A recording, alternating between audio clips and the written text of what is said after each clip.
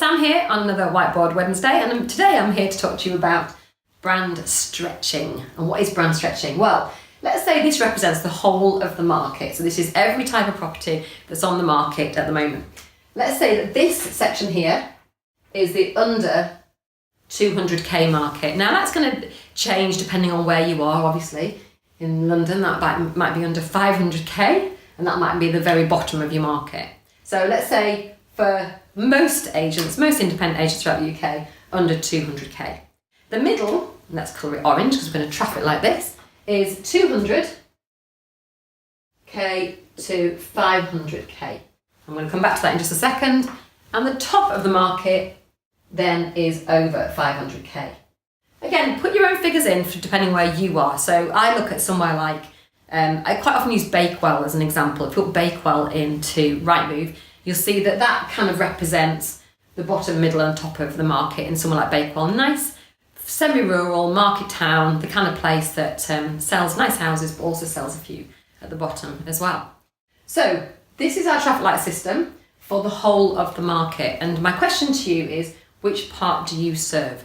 Because in most markets, I would say that this is the 1-bed flat and the 2-bed semi.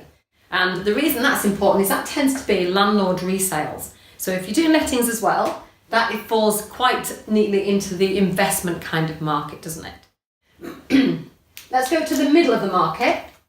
This is your 3-bed semis and your 4-bed detached. Depending again on where you are, I would say that fits into most of that. And then we're going to the 500k. Let's call it, I use this as a kind of benchmark. It's a sort of 5-bed farmhouse or barn conversion with an acre. And depending on where you are in the country, that is going to be anything between 500 and say 1.5 million, isn't it? If you're in Surrey, you could be topping 2 million. And if you're in Lincolnshire, you could get that probably for 400,000. But in most parts of the country, that represents the market. Now, what's the significance of this? This is the significance. The people who want to sell their 1-bed flat or their 2-bed semis are not the same kind of people over here. That's 2-bed terraces though, not 2-bed semis. 1-bed flat, 2-bed terraces. I was thinking 2-bed semis, they're not very usual.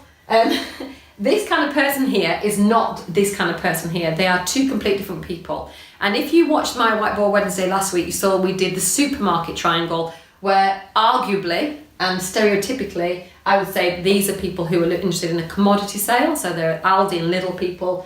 This is your Tesco and Asda people, very middle market, looking for a good fee, but also looking for a service. These are your experiential end of the market. These are your Waitrose and your M&S buyers.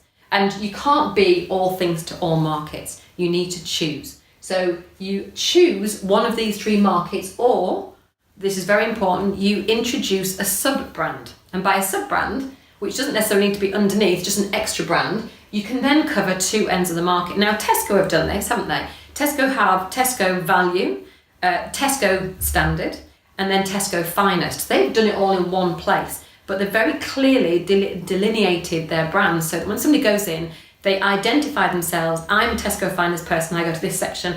I'm a Value person, I go to this section. And that's really what we're talking about here, because too many agents I see are trying to cover the whole of the market in one shot, and you can't do that. You can't be all things to all people. You can't be the cheapest and the best. No matter what you say to people, they'll only believe one of those 2 things. So do you want to be the cheapest or do you want to be the best? So let's say you have this market here. You need to put an extra market in here if you want to cover this market. So this needs to be a kind of upper level tier. Some agents have done it with like a prestige brand or a premier brand or exclusive, those kind of things. We have our own brand called Unique and Exclusive, where we service this market and allow agents to do the same. If you want a lower brand, you see Fine & Country have just done this with Easy Property, and they've taken this section of the market with a separate brand called Easy Property. And a lot of people don't know they're even the same company or even there's a relationship between the 2. And that's when it works best. And that enables you to cover the whole of the market with different brands. So I hope that's helpful. Really nice to know your thoughts. If you're not following me already, Facebook is Marketing Magic, so is YouTube, and LinkedIn is Sam Ashdown. And obviously my website at samashdown.co.uk. And I'll see you on the next Whiteboard Wednesday. Bye for now.